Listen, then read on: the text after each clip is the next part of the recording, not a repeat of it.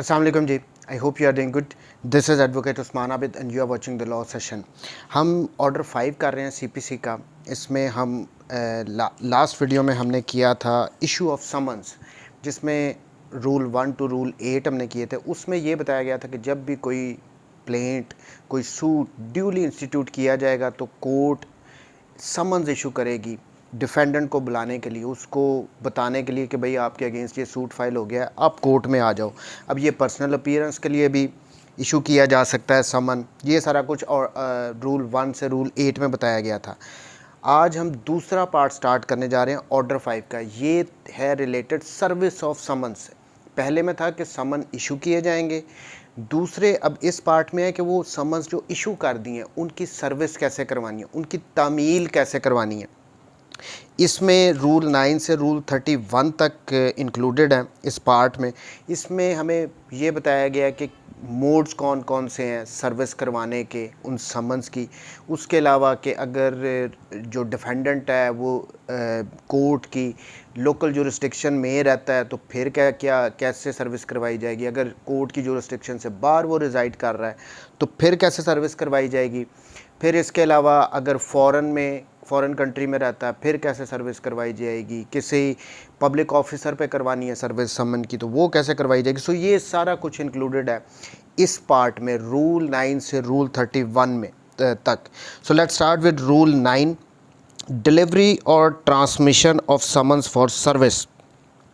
इसका sub rule 1, where the defendant resides within the jurisdiction of the court in which the suit is instituted, यानी जहाँ पे defendant जो है वो रिज़ाइड कर रहा है उसी कोर्ट की जुरिस्डिक्शन में जिस कोर्ट में ये सूट इंस्टीट्यूट किया गया है, और has an agent resident within that jurisdiction who is empowered to accept the service of summons. या फिर तो वो डिफेंडेंट खुद रहता है या उसका एक एजेंट, हम रिकग्नाइज्ड एजेंट हम पढ़ के आए हैं पीछे, उसमें वो कोई एजेंट है जिसको ऑथराइज़ किया गया है कि वो समन्स वगैरह को रिसीव कर सकता है, वो रिज़ाइड करता है उस कोर्ट की जुरिस्डिक्शन में। तो the summons shall unless the court otherwise direct be delivered or sent to the proper officer to be served by him or one of his subordinates. तो कोर्ट क्या करेगी, ये जो समन इशू करेगी ये कोर्ट ने खुद नहीं, ऐसा नहीं होता कि जज साहब ने खुद जाके तो उनकी सर्विस करवानी है। ये ऑफिसर्स होंगे, प्रॉपर ऑफिसर्स कह रहे हैं, उनको कोर्ट देगी और वो फिर जाके इनकी सर्विस करवाते हैं उस डिफेंडेंट से या उस रेजिडेंट उस एजेंट से। ये अब कोर्ट के नाइब कोर्ट वगैरह होते हैं, प्रॉपर ऑफिसर्स वो होते हैं। ये अगर हम अदालतों में जाएँ तो हमें तमीली इनको आम ज़ुबान में कहते हैं। ये जाके इन्होंने फिर सर्विस करवानी होती है उन समन्स की। Sub rule 2, the proper officer may be an officer of the court other than that in which the suit is instituted, and where he is an officer, the summons may be sent to him by post or in such other manner as the court may direct. दूसरी बात ये यहाँ पे कर रहे हैं कि ये जो ऑफिसर्स हैं, ये तमीली जिन्होंने तमील करवानी है, ज़रूरी नहीं है कि ये उसी कोर्ट के हों जिसने ये समन्स इशू किए हैं, ये किसी दूसरी कोर्ट के भी हो सकते हैं ऑफिसर्स जिन्होंने जाके तमील करवानी है। इस सिचुएशंस में ये समन्स उन ऑफिसर्स को भेजा जाएगा और वो फिर आगे इसकी सर्विस करवाएंगे। सब rule 3, unless the court otherwise direct the proper officer और N officer authorized by him in this behalf shall cause the service of summons and return it to the court within 15 days of issue of summons. अब यहाँ पे सब rule 3 में कह रहे हैं कि ये जो प्रॉपर ऑफिसर होंगे या उनके बिहाफ पे जो उन्होंने जिन बंदों को ऑथराइज़ किया हुआ है कि वो सर्विस करवाएं, वो सर्विस जब करवाएंगे उसके बाद 15 दिन के अंदर अंदर उन्होंने कोर्ट को रिटर्न करने हैं कि सर्विस हुई है नहीं हुई है। ये 15 दिन का टाइम इस रूल 9 में बता दिया गया है। रूल 10, मोड ऑफ सर्विस, के सर्विस के कौन कौन से तरीके होंगे। देखें, ये आगे जाने से पहले मैं यहाँ पे सिंप्लीफाई थोड़ा सा कर देता हूँ, फिर ये हमें रूल समझने में आसानी होगी। देखें, जो समन्स की सर्विस करवानी होती है ना, इसके बेसिकली 4 ही तरीके हैं। Number 1, personal service. उसमें ये होता है कि तमीली जाता है वहाँ पे डिफेंडेंट को या उसका जो एजेंट होता है उसको कॉपी देता है उस समन की और उससे सिग्नेचर वगैरह लेता है कि उसने रिसीव कर लिया और वो ला के वापस कोर्ट को देता है। इसको कहते हैं पर्सनल सर्विस। दूसरा तरीका ये होता है कि अगर तो वो डिफेंडेंट मिल नहीं रहा या he is refusing to accept the summons, वो कहता है मैंने रिसीव नहीं करने। तो इन सारी सिचुएशंस में फिर वो जो तामीली होगा, वो जो ऑफिसर तामील करवाने गया, सर्विस करवाने गया, वो उसके घर के बाहर या जहाँ पे वो बिज़नेस वगैरह करता है उसके बाहर जाके पेस्ट कर देता है उस समन को। ये दूसरा तरीका हो गया। तीसरा तरीका ये होता है कि सब्स्टिट्यूट सर्विस की तरफ कोर्ट जाती है, कि उसमें ये आ जाता है कि कोरियर के थ्रू या फिर कोर्ट का ऑर्डर होता है कि इसके घर के बाहर लगाओ, जो जहाँ पे वो बिज़नेस करता है वहाँ पे लगाओ, किसी जो मॉस्क वगैरह वहाँ पे लगा दो। फिर उसके अलावा अखबार इश्तिहार करवाती है कोर्ट के, प्रेस में रिलीज़ करवा देती है समन वगैरह को। फिर उसके बाद आ जाता है कि वो मनादी वगैरह करवाते हैं। ये सारी सब्स्टिट्यूट सर्विस के तरीके हैं। और एक फिर चौथा जो है सर्विस बाय पोस्ट के, कोर्ट ये भी कह सकती है कि बाई पोस्ट सर्विस इसकी करवाई जाए, कि समन को बाई पोस्ट भेज दिया जाए। सो बेसिकली ये 4 तरीके हैं। अब ये रूल्स में यही सारे घूमने हैं। So rule 10, mode of service, service of summons shell be made by delivering or tendering a copy thereof signed by the judge or such officer as he appoints in this behalf and sealed with the seal of the court। यहाँ पे कह रहे हैं कि जो service की समन की service करवानी है ना, वो ज़रूरी है कि उसकी कॉपी दी जानी है डिफेंडेंट को या उस पर्सन को जिसके लिए ये समन भेजा गया, और इस समन पे साइन भी होंगे जज साहब के और कोर्ट की स्टैम्प भी होगी। ये मेन तरीका है पर्सनल सर्विस वाला, कि जाके उसको टेंडर करनी है, उसको डिलीवर करनी है कॉपी समन्स की। अब इसमें लाहौर हाई कोर्ट में एक अमेंडमेंट की गई है, provided that in any case if the plaintiff wishes the court में serve the summons in the first instance by registered post acknowledgement due instead of in the mode of service laid down in this rule. वो यहाँ पे Lahore high court की ये amendment है। इसमें ये कहा गया है कि अगर तो प्लेंटिफ जो मुद्दई है वो चाहे कि नहीं जी आप पहली दफ़ा में ही उसकी जो कोरियर सर्विस होती है उसके थ्रू भेजो, एक्नॉलेजमेंट डू, कि वहाँ से फिर वो एक्नॉलेजमेंट का कि उसने रिसीव किया या नहीं किया, वो सारा भी वापस है। सो कोरियर सर्विस की रजिस्टर्ड पोस्ट के थ्रू भी फर्स्ट इंस्टांस पे भेजा जा सकता है समन को, अगर तो प्लेंटिफ इसकी ख्वाहिश करे, कोर्ट को ये रिक्वेस्ट करे, फिर हो सकता है। फिर ये रूल 10 वाला जो तरीका ये अडॉप्ट नहीं होगा। ये पंजाब की अमेंडमेंट है। अब इसमें rule 10A service by post, sub rule 1 simultaneously with the issue of the summons under rule 9। अब यहाँ पे 10A ऐड किया गया था। अब ये 10A इसमें ये है कि एक तो 9 में तरीका बताया गया ना कि वो जो ऑफिसर होगा, तमीली होगा, वो जाएगा, जाके कॉपी टेंडर करेगा, पर्सनल सर्विस करवाएगा। उसके साथ साथ 10A ऐड किया गया साइमल्टेनियसली, यानी साथ ही साथ थ्रू पोस्ट भी समन भेज देने हैं। So sub rule 1 simultaneously with the issue of summons under rule 9 there shall be sent unless otherwise order by the court to the defendant by courier service and registered post acknowledgement due another copy of the summons signed and sealed in the manner provided in rule 10। तो वही बात आ गई कि जब एक तो जो rule 10 वाला यानी पर्सनल सर्विस के साथ साथ 10A में कहा है कि उसी टाइम पे थ्रू कोरियर भी उसको समन्स भेज दिए जाएंगे। अब इसमें होता है कि वो एक्नॉलेजमेंट भी आती है दूसरी साइड से कि रिसीव कर ली गई है। इसमें sub rule 2 an acknowledgement purporting to be signed by the defendant of the receipt of the registered communication or an endorsement by the courier manager or postal employee that the defendant refused to take delivery of the same shall be deemed by the court issuing the summons to be prima facie proof of service of summon। 2 में ये कह रहे हैं, देखें ये जो acknowledgement due वाली होती है थ्रू कोरियर सर्विस भेजी जाती है, ये सामान को भेजे जाते हैं। इसमें दूसरी तरफ से कोरियर वालों ने एक्नॉलेजमेंट उसका जवाब लिखना होता है कि उसके साइन वगैरह करवाने होते हैं कि जी उसने रिसीव किए हैं नहीं किए हैं। सो यहाँ पे रूल 2 में कह रहे हैं कि जब ये एक्नॉलेजमेंट आएगी वहाँ से, उस पर अगर तो डिफेंडेंट का ये लिखा हो कि इसने रिफ्यूज़ किया लेने से, तो इसका मतलब प्राइमा फेशा यही समझा जाएगा कि जो समन्स है उसकी सर्विस हो गई है। उसको पता लग गया कि उसके अगेंस्ट एक सूट फाइल किया गया। बेसिक पर्पस तो यही है ना समन्स का, कि उसको इंटीमेट करना, उसको बताना है कि भाई आपके अगेंस्ट सूट फाइल किया गया, आप इस डेट पे कोर्ट पे आ जाओ।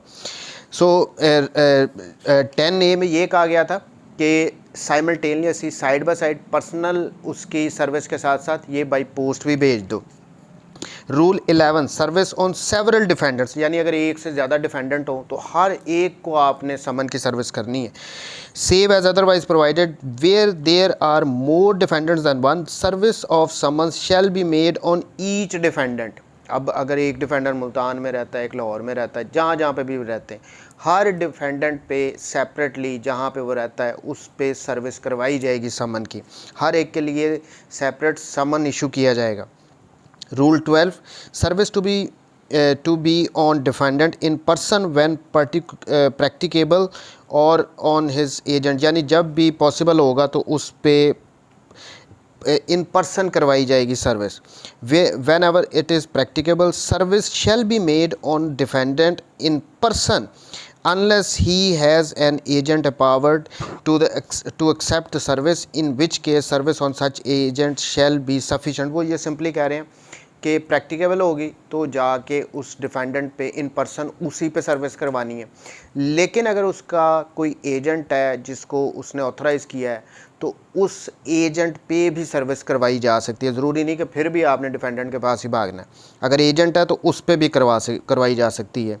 Rule 13 service on agent by home defendant carry on business. Sub rule 1 in a suit relating to any business or work against a person who does not reside within the local limits of the jurisdiction of the court from which the summon is issued, service on any manager or agent who at the time of the service personally carry on। अब ये rule 13 में क्या कहा गया, इसमें यह कहा गया कि अगर तो कोई बिजनेस या कोई वर्क है जिससे रिलेटेड कोई डिस्प्यूट अराइज हुआ और सूट फाइल कर दिया गया, अब जिस पर्सन पे सर्विस करवानी है उससे समन की, वो कोर्ट की लोकल जुरिस्डिक्शन में नहीं रहता, तो इस सिचुएशन में कोर्ट की लोकल जुरिस्डिक्शन में कोई ऐसा मैनेजर, कोई ऐसा पर्सन, कोई ऐसा एजेंट जो उस पर्सन के बिहाफ पे बिज़नेस को रन कर रहा है, तो उस पे अगर आप समन की सर्विस करवा देंगे तो उसको समझा जाएगा कि ये गुड सर्विस है। सब rule 2 for the purpose of this rule the master of A ship shall be deemed to be the agent of the owner or charterer। so ये सब रूल 2 में यही कह रहे हैं कि जो शिप को चला रहा है ना, जो मास्टर, वो इस रूल के अंडर ये समझा जाएगा कि वो जो ओनर है, वो चार्टरर है, उसका एजेंट है। कहने का मतलब ये है कि जो कोई भी उस पर्सन के बिहाफ पे उस बिज़नेस को रन कर रहा है, उस टाइम पे जब वो सर्विस करवानी है जो उसकी जुरिस्डिक्शन में है, तो उस पे सर्विस करवाई जा सकती है। Rule 14 service on agent in charge और service on agent in charge in suits for immovable property. अब इमूवेबल प्रॉपर्टी से रिलेटेड कह रहे हैं, where in a suit to obtain relief respecting or compensation for wrong to immovable property, service cannot be made on the defendant in person and the defendant has no agent empowered to accept the service, it may be made on any agent of the defendant in charge of the property। वो ये कह रहे हैं कि अगर तो immovable property से related कोई सूट है, कोई कंपनसेशन से रिलेटेड कोई रॉन्ग वगैरह अगर किसी मूवेबल प्रॉपर्टी से की गई है और डिफेंडेंट पे सर्विस इन पर्सन नहीं हो सकती, ना ही उसका कोई रिकग्नाइज्ड एजेंट है जिस पे वो सर्विस की जा सकती है, तो कोई भी ऐसा पर्सन जो कि उस इमूवेबल प्रॉपर्टी का उस टाइम पे इंचार्ज होगा, उस पे सर्विस करवाई जा सकती है simply. Rule 15 where service may be on male member of the defendant's family. अब ये फैमिली के किसी मेल मेंबर पर भी करवाई जा सकती है। Where the defendant is absent from his usual place of residence or is absent from his residence और has no agent empowered to accept the service of summons on his behalf, service may be made on any adult male member of the family of the defendant who is residing with him।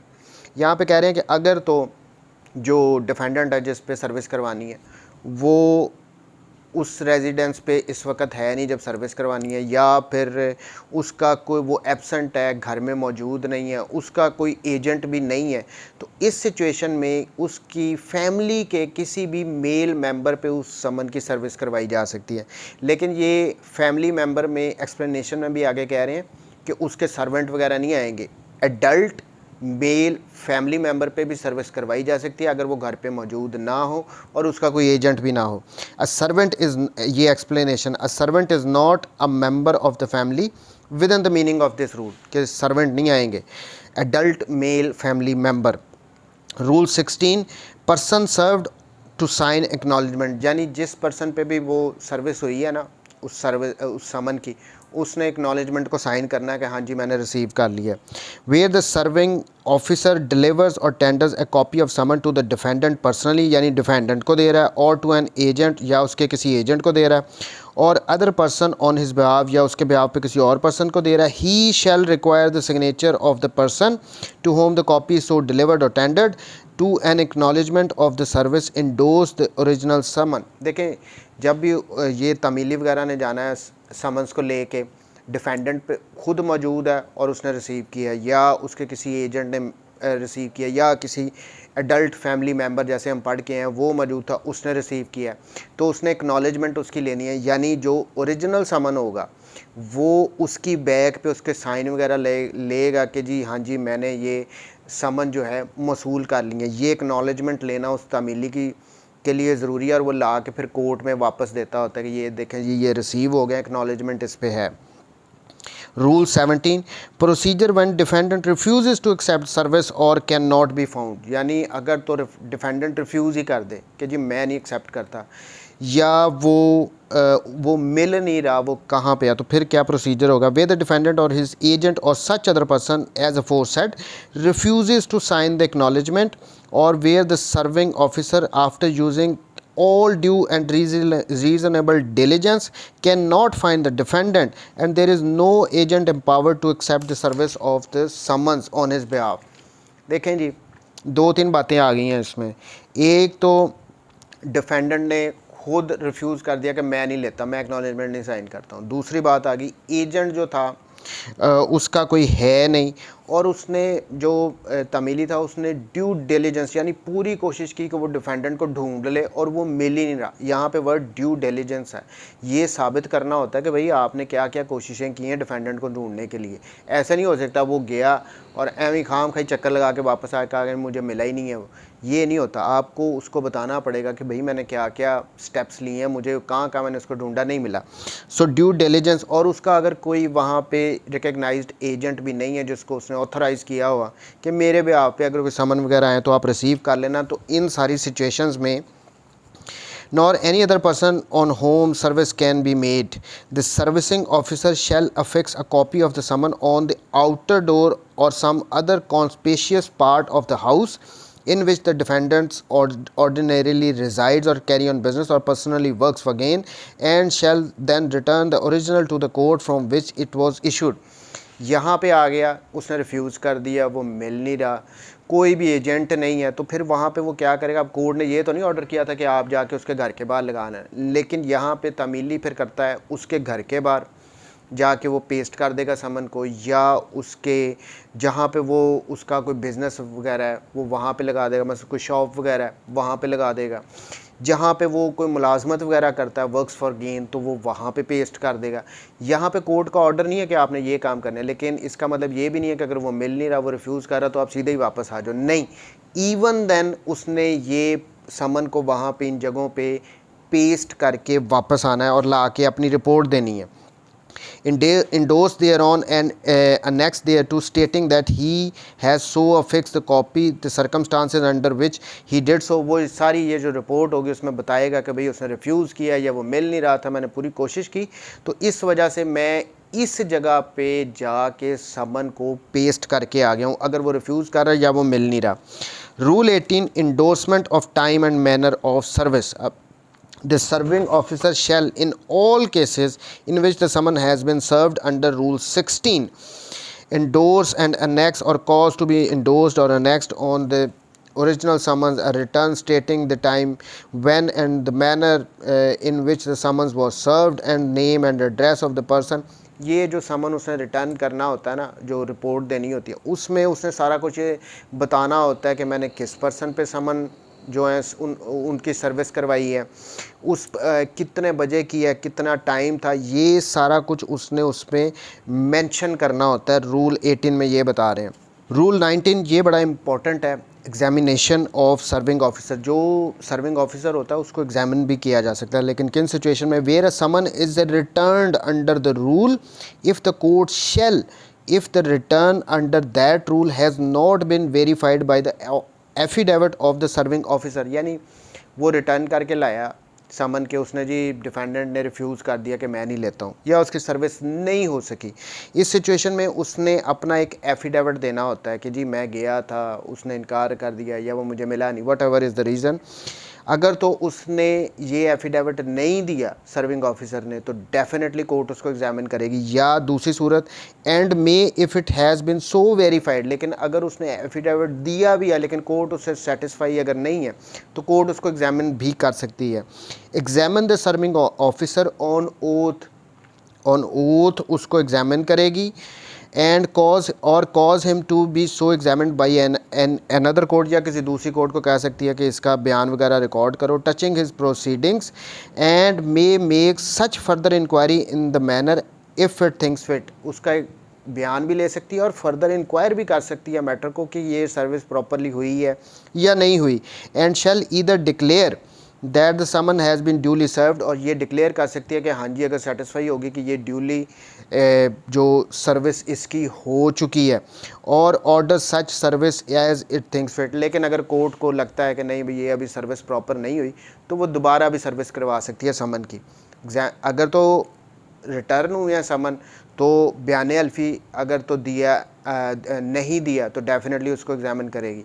अगर उसने बयान अल्फ़ी दिया तो भी court को लगता है तो उसको एग्जामिन कर सकती है, उस सर्विंग ऑफिसर को खुद भी कर सकती है, किसी दूसरी कोर्ट को भी कह सकती है। और अगर फिर उसके बाद फर्दर इंक्वायरी भी इस मैटर पे कर सकती है कि ये सर्विस हुई है प्रॉपरली या नहीं हुई, और अगर कोर्ट सेटिस्फाई होगी तो फिर कोर्ट डिक्लेयर कर देगी हाँ जी ये सर्विस प्रॉपरली हुई है।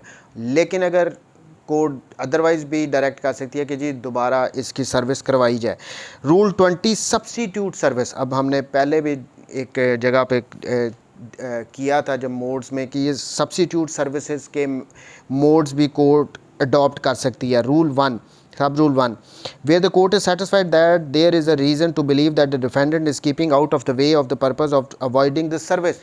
कोर्ट अगर ये सेटिस्फाई हो गई कि ये जो डिफेंडेंट है ना ये जानबूझ के छुपा हुआ है, ये इस समन की सर्विस को अवॉइड कर रहा है, ये कोर्ट में आना नहीं चाहता इस सिचुएशन में, or that for any other reason the summons can not be served in the ordinary way, या फिर कोर्ट को ये लगता है भी जो ऑर्डनरी तरीके अब तक हैं उससे इसको रिसीव नहीं करवाया इसको समन की तामील नहीं करवाई जा सकती। पहला बात तो वो जानबूझ के छुप रहा है, दूसरा अगर कोर्ट को लगता है कुछ भी ये जो ऑर्डनरी तरीके हैं इनसे तो इस समन की सर्विस नहीं होनी। The court shell order for the service of summons by. अब ये कोर्ट कौन कौन से तरीके अडॉप्ट कर सकती है? Number 1, affixing a copy of summon to some conspicuous part of the house if any. उसके घर के किसी बाहर लगवा सकती है, उसके किसी बिज़नेस जहाँ पे वो कोई उसका बिज़नेस वगैरह है वहाँ पे कोर्ट पेस्ट करवा सकती है, या फिर जहाँ पे वो वर्क फॉर गेन करता है वो वहाँ पे कोर्ट जाके ये उसको पेस्ट करवा सकती है। वहाँ पे पहली बार में ये था कि अगर वो नहीं कर रहा था तो वहाँ पे तमीली ने खुद से जाके ये पेस्ट कराने थे। यहाँ पे कह रहे हैं कि अगर मिल नहीं रहा, वो वॉइड कर रहा है, तो कोर्ट भी ऑर्डर कर सकती है अभी जाके वहाँ पे करके आओ पेस्ट। दूसरा B, any electronic device of communication which may include telegram, phonogram, telex, fax, radio, television. So इनके थ्रू भी ये जो मॉडर्न डिवाइसेस हैं इनके थ्रू भी सर्विस करवाई जा सकती है। सी, अर्जेंट मेल सर्विस और पब्लिक कोरियर सर्विस जो हमारे TCS वगैरह हैं इनके थ्रू कोर्ट करवा सकती है। Beat of drum in the locality where the defendant reside, यानी वो मनादी कराने में ये पुराने तरीके हो गए हैं, वो गाँव में ढोल बजवाए जाते थे कि भाई आपके अगेंस्ट दावा दायर हो गया, अदालत पहुँच जाओ। ई, पब्लिकेशन ऑफ इन प्रेस में यानी अखबार इश्तिहार, ये तो लाजमी होता है कि अखबार इश्तिहार वगैरह करो। नॉर्मली होता ये है कि कोर्ट जो डिफेंडेंट है ना उसने रिसीव ही नहीं करना है, फिर जनाब उसके ये सारे कोरियर के समन्स जाते हैं, 3-3 समन जाते हैं वो नहीं आता, फिर जनाब उसके अखबार इश्तिहार तक होते हैं। ये जितने भी मोड्स हैं इनके जो एक्सपेंसेस बर्दाश्त करने होते हैं ना, ये प्लेंटिफ ने करने होते हैं। और डिफेंडेंट की हमेशा कोशिश ये होती है कि हमने तब तक कोर्ट में अपीयर नहीं होना जब तक अखबार इश्तिहार वगैरह ना हो जाए, यानी उसको इतने सारे पैसे ना पड़ जाएं। सो ये अखबार इश्तिहार के बाद ही नॉर्मली जो है वो डिफेंडेंट कोर्ट में आते हैं। एफ एनी अदर मैनर और mode as it may think fit, जो लास्ट में उन्होंने कोर्ट को ये भी ऑप्शन दे दिया कि जो आपको मुनासिब लगेगा वो तरीका भी कोई अडॉप्ट कर सकते हो। Provided that the court may order the use of all or any of aforesaid manners and modes of service simultaneously, वो यहाँ पे ये भी पावर दे रही हैं प्रोवाइज़ो में कि कोर्ट इनमें से चंद को या सारों को साइमल्टेनियसली कोर्ट को जो सही लगता है वो तरीके अडॉप्ट कर सकती हैं। Sub rule 2, effect of substitute service, कि इनका इफेक्ट क्या होगा। Service substituted by order of the court shall be as effectual as if it had been made on the defendant personally। वो कह रहे हैं कि ये इसी तरह इफेक्चुअल समझी जाएगी कि जैसे डिफेंडेंट पे जाके इन पर्सन करवाई गई। देखें मेन तो ये है कि तमीली जाए और इन पर्सन उस डिफेंडेंट पे करवाए या उसके रिकग्नाइज्ड एजेंट पे करवाए, लेकिन अगर वो नहीं मिलता, रिफ्यूज़ करता है, तो फिर ये सब्स्टिट्यूट मोड्स जो हैं ये अडॉप्ट किए जा सकते हैं। अब यहाँ पे कह रहे हैं कि ये जो अब इस पे उस पर्सन पे इन पर्सन तो नहीं हो रही, अखबार इश्तिहार हो गया है, उसने देखा है या नहीं देखा, लेकिन अखबार इश्तिहार हो गया है, इसका मतलब यही समझा जाएगा कि जैसे उस पर इन पर्सन करवाई गई है, सर्विस हो गई है समन की। सब rule 3, where service substituted time for appearance to be fixed, where service is substituted by the order of the court shall fix such time for appearance of the defendant as the case may be required, which shall not ordinarily exceed 15 days। यानी वो time court उसमें substitute service में बताएगी कि इस time पे आपने court में आना है, और यूजुअली ये 15 दिन से ज़्यादा का नहीं होगा। सो ये आज रूल 20 तक हम करते हैं। नेक्स्ट वीडियो में इंशाल्लाह हम इसको कंप्लीट कर जाएंगे। Thank you very much ji, take care, अल्लाह हाफ़िज़।